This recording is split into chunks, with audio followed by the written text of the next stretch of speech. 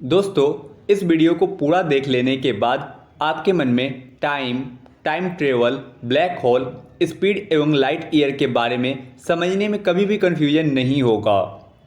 बहुत साल पहले टाइम ट्रेवल के बारे में स्टीवन हॉकिंस की एक वीडियो आई थी जिसमें उन्होंने टाइम ट्रेवल की पूरी कहानी बयां की थी, लेकिन ज़्यादातर इंटरनेट स्रोतों पर हिंदी भाषा में यह वीडियो उपलब्ध नहीं है।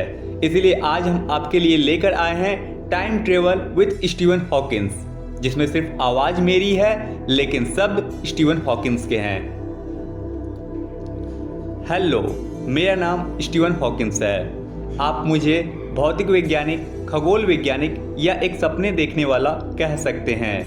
मैं चल फिर नहीं सकता और मुझे बात भी कंप्यूटर के जरिए ही करनी होती है, लेकिन मेरा दिमाग सोचने के लिए स्वतंत्र है। मैं आपके सामने ब्रह्मांड के रहस्यों को उजागर करना चाहता हूँ, जैसे कि क्या समय यात्रा संभव है? क्या हम अतीत या भविष्य में जाने का शॉर्टकट ढूंढ सकते हैं? क्या हम समय को कंट्रोल करने के लिए प्रकृति के नियमों का उपयोग कर सकते हैं? समय यात्रा को कई वैज्ञानिक छल या धोखा मानते हैं।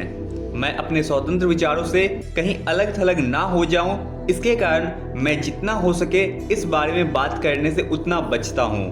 लेकिन इन दिनों मैं उतना सतर्क नहीं हूं और उस आलोचनाओं की परवाह भी नहीं करता।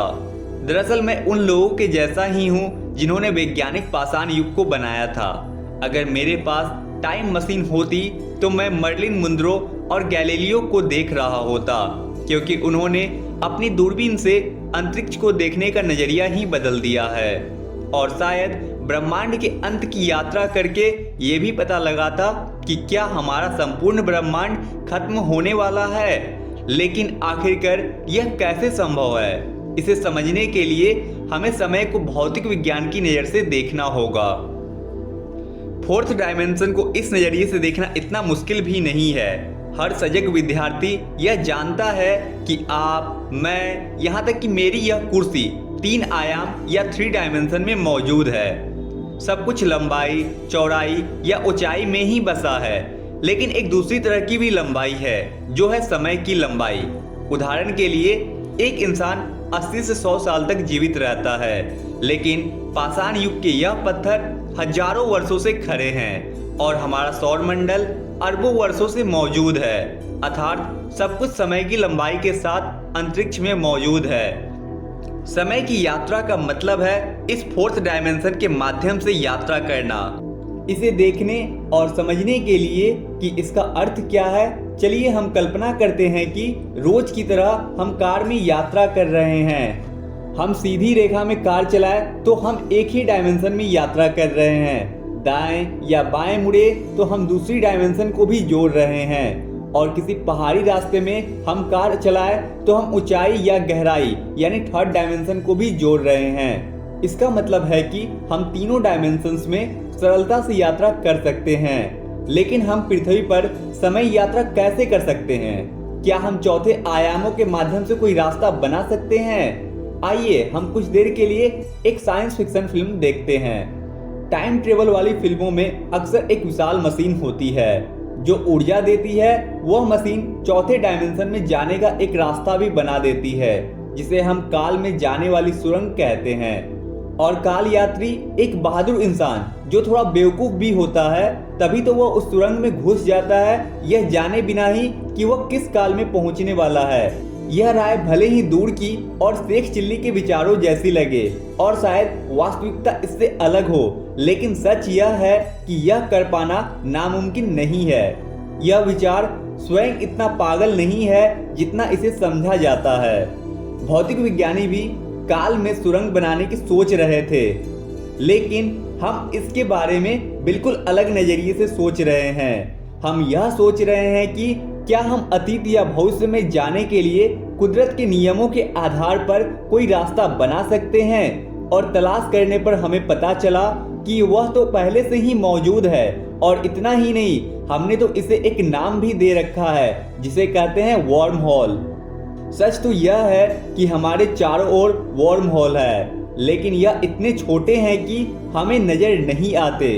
वर्म होल बहुत ही छोटे होते हैं, वे काल और अंतराल के चप्पे चप्पे पर हैं। आपको शायद यह बात अटपटी लग रही हो, लेकिन मैं आपको यह समझाता हूँ। कोई भी चीज ना तो समतल है और ना ही ठोस। अगर आप ध्यान से देखें तो हर चीज में आपको दरार, सुराख या झुर्री नजर आएगी। यह भौतिकी का बहुत आम सिद्धांत है जो काल पर भी लागू होता है। अब आप इस पुल टेबल को ही ले लीजिए। इसकी सतह बिल्कुल समतल एवं सपाट लग रही है। अगर आप इसकी सतह को ध्यान से देखेंगे तो आपको सच का अंदाजा हो जाएगा। इसमें आपको अनगिनत सुराख और दरारें नजर आएंगी। यहाँ तक कि किसी चिकनी चीज में भी कई दरारें और गड्ढे मिल जाएंगे। पहले 3 डायमेंशंस में तो मैंने आपको यह सब बड़ी आसानी से दिखा दिया, लेकिन यकीन मानिए चौथे डायमेंशंस में भी यह बात उतनी ही लागू होती है। काल या समय में भी छोटी छोटी दरारें या गड्ढे होते हैं। अगर बहुत छोटे पैमाने पर बात करें, मेरा मतलब है कि अणु या परमाणु से भी छोटे पैमाने पर, तो हमें वह मिलेगा जिसे कहते हैं क्वांटम फोम। यही वह जगह है जहां वर्म होल होते हैं। काल और अंतराल के बीच आने जाने के यह छोटे छोटे रास्ते लगातार बनते और बंद होते रहते हैं। वह इस क्वांटम जगत में हमेशा मौजूद रहते हैं। असल में यह 2 अलग अलग जगहों को और 2 अलग अलग काल को जोड़ते हैं। लेकिन अफसोस की बात यह है कि यह वास्तविक सुरंगें सिर्फ 1 सेंटीमीटर के 1 अरबवें जितनी छोटी होती है। जाहिर सी बात है कि इससे कोई इंसान तो नहीं गुजर सकता, लेकिन यह वर्म होल टाइम मशीनें हमारे लिए आधार बन सकती है। कुछ वैज्ञानिक मानते हैं कि इनमें से ही कई सुरंगों को कई खरब गुना बड़ा करके इतना बड़ा बना दिया जाए कि उनमें से कोई इंसान या कोई अंतरिक्ष यान गुजर सके। अगर हमारे पास ऐसी टेक्नोलॉजी हो और हमें जरूरत भर की ऊर्जा मिल जाए तो शायद हम विशाल वर्म होल बना ले। मैं यह नहीं कह रहा कि यह बन जाएगा, लेकिन इसे बनाया जा सकता है, और अगर वह बन गया तो हमारे लिए कारगर सिद्ध होगा। उसका एक सिरा पृथ्वी के पास होगा और दूसरा बहुत दूर के किसी ग्रह पर। सैद्धांतिक रूप से यह और भी बेहतर हो सकता है यदि हम उसके दोनों छोरों को एक ही जगह रखें और उनके बीच फासला अंतराल की बजाय काल का हो, तो उससे होकर हमारा एक यान पृथ्वी के करीब ही आएगा और जाएगा, लेकिन उसका सफर हमारे अतीत में होगा। हो सकता है कि हमारे यान डायनासोर के सामने पहुंच जाएं, ठीक उनके सामने। अब मुझे भी लगने लगा है कि चारों डायमेंशन में सोच पाना मुश्किल है, और वर्म होल इतनी आसान चीज भी नहीं है जिस पर हम माथा पच्ची कर सकें। लेकिन हौसला मत हारिए। मैंने एक ऐसे प्रयोग के बारे में सोचा है जिससे पता लग जाएगा कि क्या हम आज किसी वर्म होल के जरिए समय यात्रा कर सकते हैं, या फिर अभी नहीं तो आने वाले समय में। मुझे छोटे मोटे प्रयोग करना और शैंपेन पीना पसंद है। मैंने अपने दोनों पसंदीदा चीजों को मिलाकर यह देखने की कोशिश की कि क्या काल यात्रा संभव है या नहीं। मैं एक पार्टी दे रहा हूँ भविष्य की सैर पर जाने वालों के स्वागत में, लेकिन मामले में एक पेंच है। मैं इसके बारे में उन्हें पार्टी खत्म होने के बाद ही बताऊंगा। ये है वह निमंत्रण जिसमें काल और अंतराल के बारे में हर बात लिखी हुई है। मुझे उम्मीद है कि इसकी एक कॉपी किसी न किसी रूप में कई हजारों साल बाद भी बची रहेगी। हो सकता है कि किसी जरिए यह भविष्य के जीव को मिल जाए और वह वर्म होल टाइम मशीन के जरिए मेरी पार्टी में आने की कोशिश करे। इससे यह संभव हो जाएगा कि एक दिन काल यात्रा जरूर संभव होगी, लेकिन वह काल यात्री इंसान यहाँ आते ही होंगे। 5, 4, 3, 2, 1 कोई नहीं आया। मैं तो यह सोच रहा था कि भविष्य की मिस यूनिवर्स मेरे पास आएगी, लेकिन मेरा यह प्रयोग असफल क्यों रहा? इसकी शायद एक वजह यह है, और वह वजह बड़े लंबे समय से अतीत की काल यात्रा से जुड़ी हुई है, और वह समस्या है विरोधाभास की। विरोधाभास के बारे में सोचकर ही हंसी आती है। इनमें से सबसे बड़ा है जिसे हम ग्रैंड पैराडॉक्स कहते हैं। मैं आपको उसका ही एक रूप दिखाने जा रहा हूँ, जिसे मैं सनकी वैज्ञानिक का विरोधाभास कहता हूँ। मुझे फिल्मों में दिखाए जाने वाले वैज्ञानिक पसंद नहीं है, क्योंकि अक्सर उन्हें सनकी या पागल दिखाया जाता है, लेकिन यह वास्तव में सनकी है। यह एक विरोधाभास बनाना चाहता है और उसके लिए अपनी जान तक देने के लिए तैयार है। जरा सोचिए, किसी ने वार्म होल में एक सुरंग बना लिया है और वह सिर्फ 1 मिनट पीछे जा सकता है। वैसे तो 1 मिनट का वक्त ज़्यादा नहीं लगता, लेकिन 1 मिनट की काल यात्रा भी बड़ी मुसीबत बन सकती है। उस वार्म होल से वह देख सकता है कि 1 मिनट पहले वह कैसा था, लेकिन अगर अपने मिनट पर पहले वाले रूप की हत्या कर दे तो उसकी मौत हो चुकी है। वह पिस्तौल को जोड़ भी नहीं पाया था कि मारा गया, लेकिन गोली किसने चलाई थी? यही है विरोधाभास। इसका कोई मतलब नहीं होता। इसकी वजह से ही अंतरिक्ष वैज्ञानिक दुविधा में होते हैं। इस तरह से वह बुनियादी नियम ही टूट जाएगा जिसकी वजह से पूरा ब्रह्मांड चल रहा है।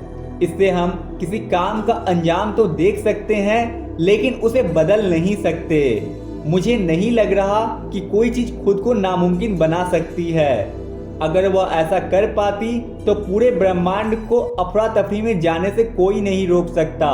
इसीलिए कुछ न कुछ तो ऐसा होता है जो विरोधाभास को रोकता है। इसकी कोई ना कोई वजह जरूर है कि हमारे वैज्ञानिक कभी इस हाल में नहीं पहुंचते कि खुद को गोली मार दे। मैं माफी चाहता हूं, लेकिन इस मामले में इस समस्या की जड़ वह वार्म होल ही था। मैं तो इस नतीजे पर पहुंचा हूं कि इस तरीके के वार्म होल का कोई वजूद ही नहीं हो सकता। इसकी वजह है फीडबैक। अगर आप किसी संगीत समारोह में गए होंगे तो आप इस आवाज को पहचानते होंगे। यही है फीडबैक। वजह भी बड़ी मामूली सी है।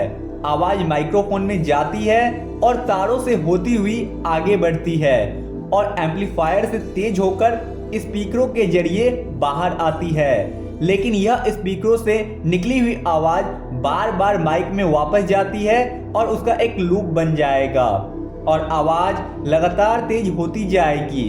अगर उसे रोका नहीं गया तो वो फीडबैक पूरे साउंड सिस्टम को ही नष्ट कर देगा। मुझे लगता है कि वार्म होल के साथ भी यही होता है, लेकिन उसमें आवाज की जगह रेडिएशन होता है। जैसे ही वार्म होल बड़ा होता है वैसे ही कुदरती रेडिएशन उसके अंदर जाता है, फिर उसका एक लूप बन जाता है और उसका फीडबैक इतना जबरदस्त होता है कि उससे पूरा वार्म होल ही नष्ट हो जाता है। इस वजह से कह सकता हूं कि छोटे छोटे वार्म होल तो आज भी हैं और शायद कल हम उसे बड़ा भी बना दे, लेकिन वह इस लायक नहीं होंगे कि हम उसका इस्तेमाल टाइम मशीन की तरह कर सके।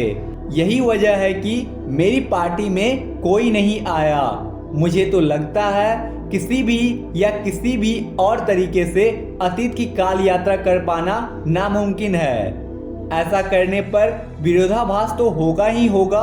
अफसोस, शायद हम कभी अतीत की काल यात्रा करने में कामयाब ना हो पाएं। इस बात से डायनासोर के शिकारियों को बड़ा दुख होगा और इतिहासकार बड़े खुश होंगे। लेकिन कहानी यहीं खत्म नहीं होती। ऐसा नहीं है कि हम किसी तरह की काल यात्रा कर ही नहीं पाए। काल यात्रा तो होगी ही होगी, लेकिन भूतकाल में नहीं, अपितु भविष्य काल में काल यात्रा होगी। समय किसी नदी की जलधारा की तरह आगे बढ़ता है और ऐसा लगता है कि हम समय के साथ बहे चले जा रहे हैं, लेकिन समय एक दूसरे तरीके से भी नदी जैसा है। वह अलग अलग जगह पर अलग अलग रफ्तार से बहता है और यही भविष्य की सैर की पूंजी है। यह विचार दिया था सर अल्बर्ट आइंस्टाइन ने। 100 वर्ष से भी ज्यादा समय पहले उन्हें इस बात का अंदाजा था कि कुछ जगहों पर वक्त की गति बहुत ही धीमी हो जाती है और कुछ जगहों पर वक्त की गति बहुत ही तेज हो जाती है। और उनकी बात बिल्कुल सही थी और इसका सबूत है बिल्कुल हमारे ऊपर अंतरिक्ष में। यह है ग्लोबल पोजीशनिंग सिस्टम यानी कि जीपीएस। कई सारे उपग्रहों का वह नेटवर्क जो पृथ्वी के चारों ओर चक्कर लगाते हैं। उपग्रह ही उपग्रह को रास्ता दिखाते हैं, लेकिन उनसे यह भी पता लगता है कि अंतरिक्ष में वक्त की रफ्तार पृथ्वी से तेज है। हर यान के अंदर एक बेहद सटीक घड़ी लगी है। इतनी सटीक होने के बाद भी वह हर रोज 1 सेकेंड के 1 अरबवें हिस्से जितनी तेज हो जाती है। वह और ज्यादा बढ़े नहीं, इसके लिए उसे रोज ठीक करना होता है। अगर ऐसा नहीं किया जाए तो इस मामूली से बदलाव के कारण ही पूरा सिस्टम बदल जाएगा। उससे पृथ्वी पर मौजूद हर यंत्र में रोजाना 10 किलोमीटर जितना फर्क आ जाएगा और आप अंदाजा लगा सकते हैं कि इससे कितना फर्क पड़ सकता है, कितना हंगामा हो सकता है। परंतु समस्या उन घड़ियों में नहीं है। यहाँ पर तो नीचे पृथ्वी के मुकाबले वक्त ही ज्यादा तेजी से चल रहा है। इसकी असली वजह है पृथ्वी का भार। आइंस्टाइन को पता था कि किसी पिंड का असर वक्त पर पड़ता है और वह नदी के धीमे बहाव वाले हिस्से की तरफ वक्त की रफ्तार को कम कर देता है। वह पिंड जितना ज्यादा भारी होगा, वक्त पर खिंचाव भी उतना ही ज्यादा होगा। और यह वह अनोखा सच है जिसके सहारे हम भविष्य की काल यात्रा कर सकते हैं। मानता हूँ कि इस बात को समझना इतना भी आसान नहीं है, इसीलिए आपको एक उदाहरण के रूप में समझाता हूँ। यह है गीजा की मशहूर पिरामिड। इसका वजन 4 करोड़ टन से भी ज्यादा है। हर भारी पिंड की तरह यह भी वक्त की रफ्तार को कम कर रहा है। यहाँ पर यह असर बहुत कम है, पृथ्वी के मुकाबले 1 अरबवें हिस्से जितना कम। लेकिन यदि हम इसे बढ़ा दें तो बात आपकी समझ में आ जाएगी। लगेगा कि यहाँ भी वही हो रहा है, ठीक वैसे ही जैसे कई जगहों पर नदी का बहाव बहुत ही कम हो जाता है। यहाँ पर वक्त भी दूसरी जगह के मुकाबले कुछ धीरे चलता है। ये असर है पिरामिड के भार का। यही बदलाव हमारे लिए काल यात्रा के रास्ते खोलता है। अगर हमें काल यात्रा करनी है तो हमें वो चीज चाहिए जो पिरामिड से कई गुना भारी हो, और मैं जानता हूँ वह चीज क्या है। हमारी आकाशगंगा के केंद्र में हमसे करीब 26,000 प्रकाश वर्ष दूर है हमारे पूरे तारामंडल की सबसे भारी चीज, और वह ढकी है गैस के बादलों और तारों से। वह एक बहुत ही बड़ा ब्लैक होल है जिसका भार 40 लाख सूर्य से भी बड़ा है, और लगता है कि यह अपने भार से ही गुरुत्वाकर्षण के अंदर दब गए हैं। हम उस ब्लैक होल के जितने करीब जाएंगे, गुरुत्वाकर्षण बल उतना ही ज्यादा होगा। उसके ज्यादा करीब जाने पर प्रकाश भी उसके चुंगल में आने से नहीं बच सकता। वह स्याह अंधेरों में बसा करीब 2.5 करोड़ किलोमीटर व्यास का एक गोला है। इस तरह के ब्लैक होल का समय पर बहुत गहरा असर पड़ता है। यह समय को उतना कम कर देता है कि ब्रह्मांड का कोई और पिंड उतना कम नहीं कर पाएगा। ये एक कुदरती टाइम मशीन है। मैं तो यह सोच रहा हूँ कि किसी दिन कोई अंतरिक्ष यान उसका फायदा उठाने में कामयाब हो गया तो क्या होगा। सबसे पहले तो उस अंतरिक्ष यान को उसे अंदर खींचे जाने से बचना होगा। इसके लिए अंतरिक्ष यान को ब्लैक होल के किनारे से गुजरना होगा ताकि ब्लैक होल उसे खींच ना पाए। उन्हें सही रफ्तार बनाए रखनी होगी, वरना वह बच नहीं पाएंगे। अगर सब कुछ ठीक ठाक रहा तो वह यान उसके करीब 5 करोड़ किलोमीटर बड़े व्यास की परिक्रमा करने लगेगा। वहाँ वह बिल्कुल सुरक्षित होगा। उसकी रफ्तार इतनी होगी कि वह और आगे नहीं गिर पाएगा। उस अभियान पर अगर कोई स्पेस एजेंसी पृथ्वी या उस ब्लैक होल के काफी दूर से नियंत्रण रख रही होगी तो उसे लगेगा कि उसका यान 16 मिनट में एक चक्कर लगा रहा है। लेकिन यान में बैठे वह बहादुर लोग उस विशाल पिंड के काफी करीब होंगे और उनके लिए वक्त की रफ्तार काफी कम होगी। वहां पर इसका असर भी पिरामिड या पृथ्वी के कहीं पास होने से अलग होगा, और यान के कर्मी दल के लिए तो वक्त करीब आधा हो जाएगा। अपने 16 मिनट की परिक्रमा के लिए उन्हें करीब 8 मिनट ही महसूस होंगे। वह उसकी परिक्रमा करते रहेंगे और उस ब्लैक होल से कहीं दूर बैठे लोगों के लिए आधा वक्त ही महसूस करेंगे। यान या उसका कर्मी दल समय की सैर कर रहे होंगे, यानी कि वह काल यात्रा कर रहे होंगे। मान लीजिए यान में बैठे उस कर्मी दल ने 5 साल का चक्कर लगाया, तब दुनिया 10 साल आगे निकल चुकी होगी, और जब वह पृथ्वी पर वापस आएंगे तब उनके मुकाबले बाकी और लोगों की उम्र 5 वर्ष ज्यादा होगी। यान का कर्मी दल भविष्य की पृथ्वी पर वापस आएगा। उसने न सिर्फ अंतरिक्ष की सैर की होगी बल्कि समय की सैर भी की होगी। मतलब कि एक बहुत बड़ा ब्लैक होल टाइम मशीन से कम नहीं होता, लेकिन जाहिर है कि यह व्यवहारिक नहीं है। हाँ, यह वर्म होल से थोड़ा अलग जरूर है क्योंकि इसमें विरोधाभास नहीं होता। साथ ही यह फीडबैक से खुद को नष्ट भी नहीं करता, लेकिन यह बहुत ही खतरनाक है। यह हमसे काफी दूर है और यह हमें भविष्य में बहुत दूर भी नहीं ले जाएगा। गनीमत है कि हमारे पास काल यात्रा का एक और साधन भी मौजूद है। उसकी मदद से हम एक असली टाइम मशीन भी बना सकते हैं, क्योंकि वह हमारी आखिरी और बेहतरीन उम्मीद है। अब हम जो बात करेंगे वह करना आसान तो बिल्कुल भी नहीं है, पर ऐसा कर पाने का एक बहुत ही साधारण तरीका जरूर है।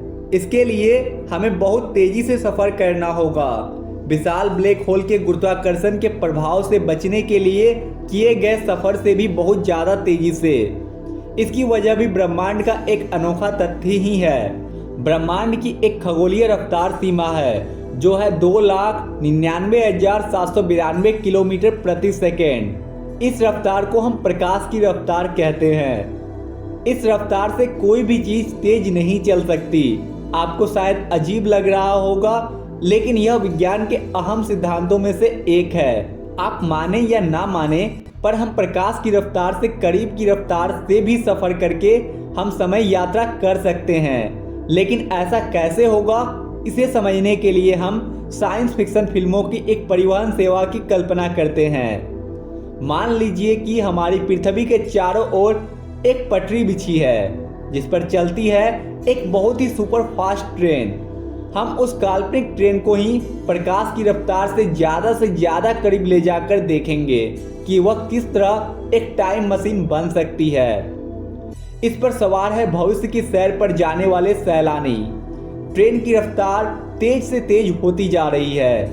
जल्दी ही वह पृथ्वी की परिक्रमा करने लगती है, लेकिन प्रकाश की रफ्तार तक पहुंचने के लिए उसे बहुत ही तेजी से पृथ्वी का चक्कर लगाना पड़ेगा, 1 सेकेंड में 7 बार। लेकिन हम लाख कोशिश क्यों न कर ले, ट्रेन कभी भी प्रकाश की रफ्तार से नहीं चल पाएगी, क्योंकि भौतिकी के नियम उसे रोकेंगे।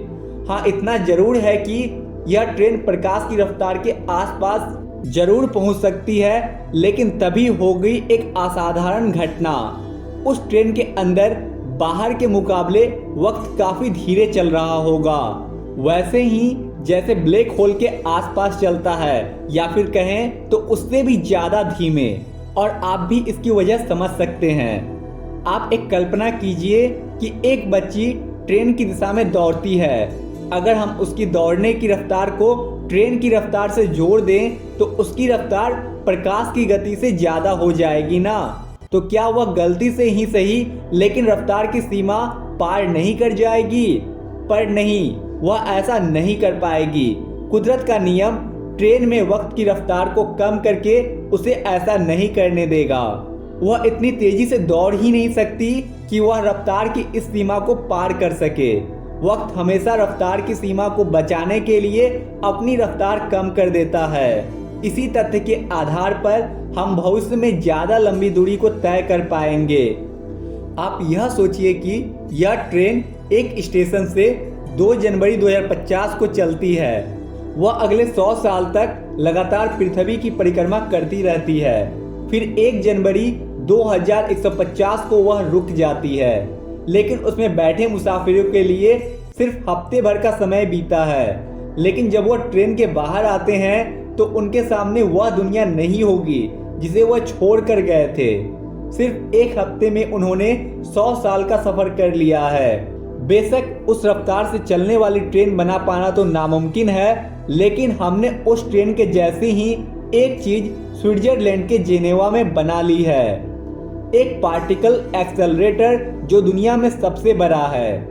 जमीन में काफी गहराई में एक गोलाकार सुरंग बनी है जो करीब 26 किलोमीटर लंबी है, जिसमें खरबों छोटे छोटे कण बने हैं। जैसे ही इसे चलाया जाता है, उसकी रफ्तार पलक झपकने से भी कम समय में 0 से 1 करोड़ किलोमीटर प्रति घंटा पहुंच जाती है। अगर शक्ति बढ़ा दी जाए तो उनकी रफ्तार भी बढ़ जाएगी। फिर एक वक्त आएगा जब वो 1 सेकेंड में 11 बार चक्कर लगाने लगेंगे, यानी प्रकाश की रफ्तार के करीब रफ्तार पर। लेकिन ट्रेन की तरह ही वह भी उस प्रकाश की रफ्तार सीमा तक नहीं पहुंच पाएंगे। वह उस रफ्तार के 99.99% ही करीब पहुंच पाएंगे। ऐसा करने पर वह भी काल यात्रा करने लगेंगे। इसकी वजह यह है कि वह कण है पाई मैसेन, जिनकी उम्र बहुत ही कम होती है। आमतौर पर वह सेकेंड के 25 अरबवें हिस्से में ही टूट जाते हैं, लेकिन जब उन्हें करीब करीब प्रकाश की गति से चलाया जाता है तब उनकी उम्र में करीब 30% तक की वृद्धि हो जाती है। यह कण असली काल यात्री हैं।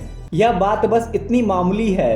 अगर हम भविष्य की सैर पर जाना चाहते हैं तो हमें ज़्यादा से ज़्यादा तेज जाना होगा, बहुत ज़्यादा तेज। और मुझे ऐसा लगता है कि हमें ऐसा करने के लिए अंतरिक्ष में जाना होगा। भविष्य की काल यात्रा के लिए हमें रफ्तार बहुत ही तेज चाहिए। इसके लिए हमें एक ऐसा स्पेसक्राफ्ट बनाना होगा जो एक बहुत बड़ी मशीन हो। वह मशीन इतनी बड़ी होनी चाहिए जिसमें इतना ईंधन समा सके कि वह प्रकाश की गति से चल सके। प्रकाश की गति तक पहुंचने के लिए उसे पूरी शक्ति से 6 साल तक चलना होगा। शुरू में तो उसे धीरे धीरे ही ले जाना होगा, लेकिन बाद में उसकी रफ्तार बढ़ाई जाएगी और वह लंबी दूरी तक जाने लगेगा। सिर्फ हफ्ते भर में ही वह गैस के विशाल गोले नेपच्यून जैसे ग्रह तक पहुंच जाएगी। 2 साल बाद लगातार चलने से वह प्रकाश की रफ्तार से आधी रफ्तार पा लेगी और वह हमारे सौरमंडल के काफी दूर तक पहुंच जाएगी। अगले 2 साल बाद वह प्रकाश की गति सीमा की 90% गति पा लेगी। फिर वह हमारे सबसे करीबी तारामंडल अल्फा सेंचुरी को पार कर लेगी। पृथ्वी से करीब 50 खरब किलोमीटर दूर जाने के बाद और अपने लॉन्च के करीब 4 वर्ष बाद उस यान पर हर घंटा पृथ्वी के 2 घंटे के बराबर होगा। उसकी हालत भी उस विशाल ब्लैक होल के आसपास परिक्रमा करने वाले यान जैसी होगी। और कहानी यहीं खत्म नहीं होती। पूरी रफ्तार से उड़ता वह अंतरिक्ष यान अगले 2 वर्ष बाद प्रकाश की गति की करीब 99% की रफ्तार के बराबर उड़ेगा। उस रफ्तार पर उस यान में एक दिन पृथ्वी के 1 वर्ष के बराबर होगा। तब हमारा वह यान भविष्य में उड़ान भरेगा। वक्त की रफ्तार कम होने का एक फायदा यह भी है कि कम से कम हम सैद्धांतिक रूप से तो अपने जीवन काल में ही असाधारण दूरी तय कर सकते हैं और इस रफ्तार से दृश्य ब्रह्मांड के छोर तक पहुंचने में हमें सिर्फ 80 वर्ष ही लगेंगे। लेकिन हमारे इस सफर का सबसे बड़ा रोमांच यह होगा कि हम देख पाएंगे कि हमारा ब्रह्मांड कितना अनोखा है। हमारे ब्रह्मांड में अलग अलग जगहों पर वक्त की रफ्तार अलग अलग होती है और सैद्धांतिक रूप से जो हमारी सबसे बड़ी चीज है वह काल और अंतराल दोनों पर असर डालती है। हम भौतिकी के नियमों के अपनी जानकारी के बलबूते चौथे आयाम के पार भी जा सकते हैं। हम भी काल यात्री बन सकते हैं। तो दोस्तों, टाइम ट्रेवल के बारे में स्टीवन हॉकिंस के यह विचार आपको कितना पसंद आया हमें कमेंट करके जरूर बताएं। और ऐसे ही इंफॉर्मेटिव वीडियोज के लिए हमारे चैनल 1 मिनट इन्फो को जरूर सब्सक्राइब करें। फिर से मिलते हैं अगली वीडियो में, तब तक के लिए धन्यवाद।